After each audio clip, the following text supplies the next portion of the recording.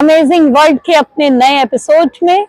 तो यहाँ हम हैं आज पेरिस के in the heart of the Paris में एलेसिया मेट्रो स्टेशन पर। ये बहुत ग्रैंड चर्च है, सेंट पियरे चर्च। और पेरिस शहर अपने आप में मॉडर्न सभ्यता के साथ पुरातन ऐतिहासिक चीजों को समेटे हुए है। तो चलिए हमारे साथ पेरिस की सैर करेंगे। पेरिस आप घूमने आए तो Eiffel tower, Louvre museum, Notre-dam cathedral, palace of Versailles और लग्जमबर्ग गार्डन, इन लोकेशंस को मिस ना करें। और यहाँ घूमने के लिए आप वहाँ का लोकल बस ट्रांसपोर्ट भी ले सकते हैं, जिसकी जानकारी आपको वहाँ के टूरिज्म डिपार्टमेंट के वेबसाइट पे आसानी से मिल जाती है। तो सबसे पहले दुनिया के आश्चर्य में माने जाने वाला एफिल टावर 330 मीटर ऊंचा, रात के समय रोशनी में जगमगाता हुआ, और यहाँ पर सामने सीन नदी पर क्रूज़ और पूरे माहौल में पूरे झूमते हुए पर्यटक। आप लिफ्ट के द्वारा इस टावर में अंदर भी जा सकते हैं, और ऊपर है वहाँ पर रेस्टोरेंट जिसमें आप मज़े लीजिए फ्रेंच कुजीन के। ये टावर बना 1887 से 89 के बीच। प्रेमियों की पहली पसंद लूव्र म्यूज़ियम। तो हम इसमें आ गए हैं, और जहाँ पर एक से एक फेमस कलाकृतियाँ देखने को मिलती हैं।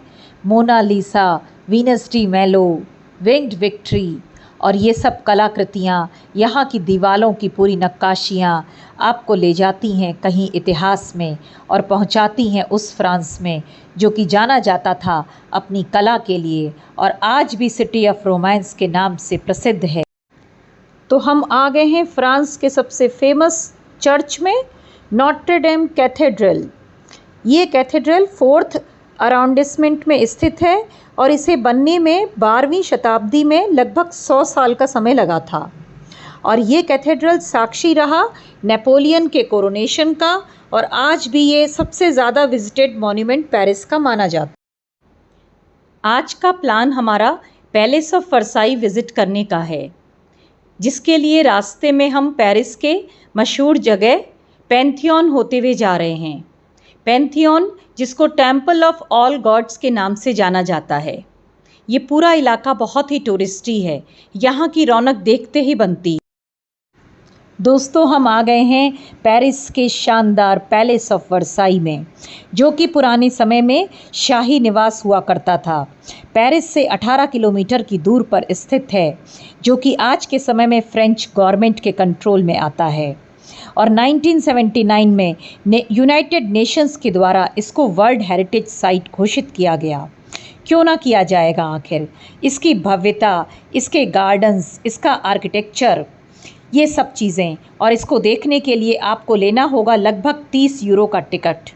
इस पैलेस में कुछ होटल भी हैं जहां पर आप रुक सकते हैं, जिनका किराया 400 से 1000 यूरो पर नाइट होता है।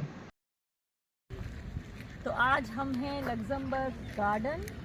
बहुत खूबसूरत तरह तरह के फूल।